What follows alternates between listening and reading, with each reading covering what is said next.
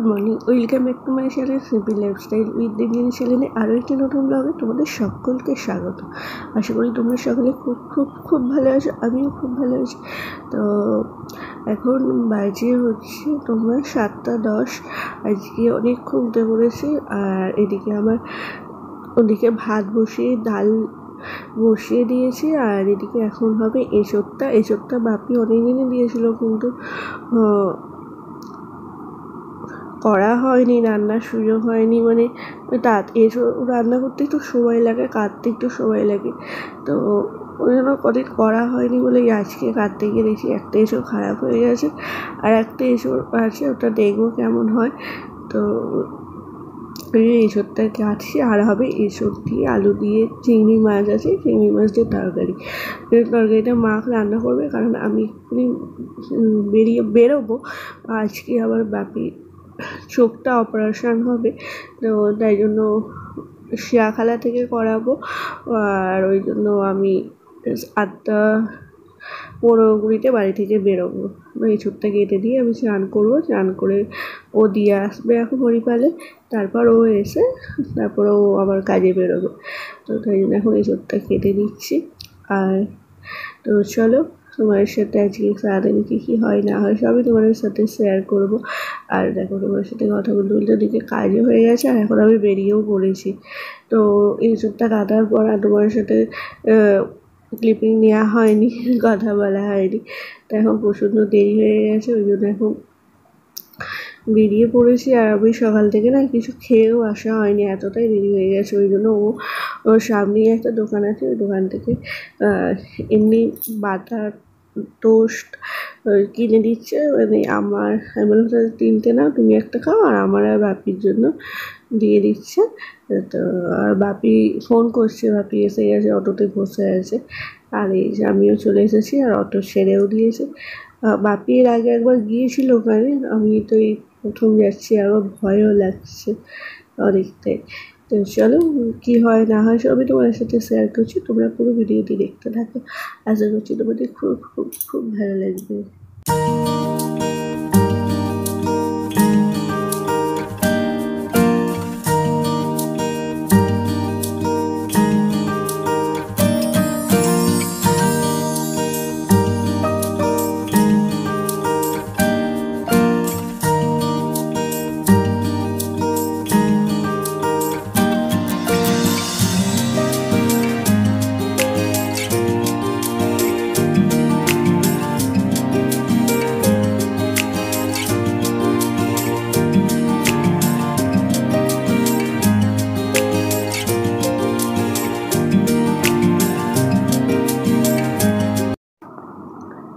তো শিয়াখালাতে নিয়ে পড়েছি, এখান থেকে হেঁটে যেতে হবে। বাপির সামনে যাচ্ছে, আর 9:30 মধ্যে আসতে বলেছিল। এখন 9:15 বাজে। আর দেখো সকালবেলাতে কত সবজির বাজার, মাছের। আর বাপি এমনি দেখাচ্ছে যে এদিকে বুনোমালিপুরের রাস্তা, এদিকে চাঁপাডাঙ্গা যাওয়া যায়, এগুলো বাপি দেখাচ্ছে। আর আজকে আবার খুব মায়ের কথা মনে পড়ছে, খুব খুব খুব মায়ের কথা মনে পড়ছে। আর মাও তো চোখ অপারেশন হয়েছিল, আর আজকে মা থাকলে তো ভালো হতো। ভগবান তো ছেড়ে দাও। ওই যে চলে বসেছি, এই যে ডাক্তারখানায় এসে গেছি। এখন বাপি প্রেসক্রিপশনটা দেখাচ্ছে, এবার কী হয় না হয় তোমার দেখতে থাকো, সবই তোমরা জানতে পারবে।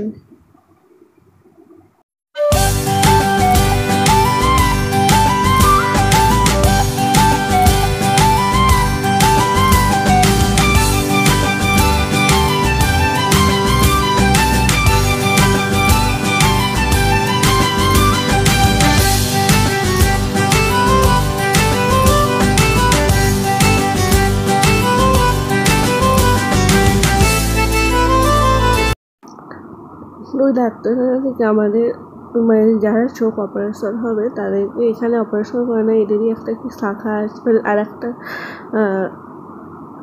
আর একটা ঘর আছে, সেখানে অপারেশন হয়। তো বাপির চোখে একটা ওষুধ দিয়ে আর এই যে ওখান থেকে টোটো গাড়ি করে চলে এসেছি এখন এইখানে নিয়ে এসেছে। তো এখানেই এখন অপারেশন হবে, কিন্তু দুঃখের বিষয় এখানে ফোন অ্যালাউ নেই। এই যে বাপিতে নিয়ে চলে যাচ্ছে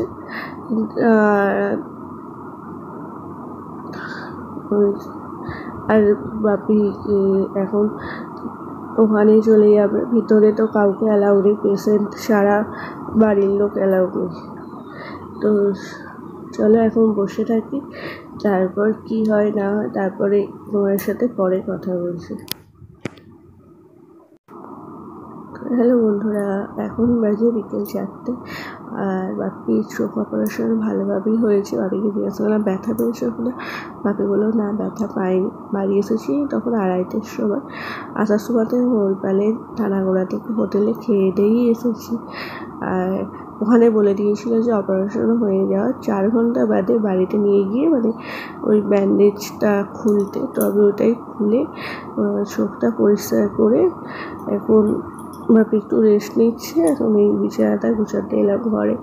আর আমার মা যখন চোখ অপারেশন হয়েছিল তখন না আমি খুব ছোট, একদমই ছোট। একটার সময় যখন ডান চোখটা অপারেশন হয় আর তখন স্কুলেও ছুটি পাইনি কিছু না, আর তো বেশি রেস্ট পাইনি বলে না ওই চোখটা, মায়ের অপারেশনটা খুব বাজে হয়। ওই চোখটা আমার ভালো করে তো দেখতেই পেলো না, এমন চোখ অপারেশন হলো। ওই জন্য না চোখ অপারেশনে না আমার খুব একটা ভয় আছে যে কীরকম কী অপারেশন করবে না করবে, ওই জন্য প্রচুর টেনশনেও আছি। তো বাপি তো বলছে সেরকম কিছু হয়নি। তো এখন চলো বিছানাটা গোছানো হয়ে গেছে, এখন এই যে বাপির চোখে ওষুধটা দিয়ে দেবো।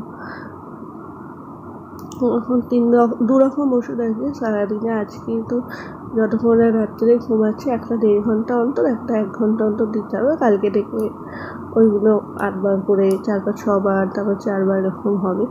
তো চলো ওষুধটা দিয়ে দিই। আর আজকের ভিডিওতে আমি এখানেই শেষ করছি।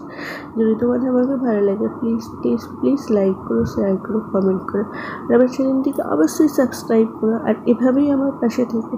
টাটা।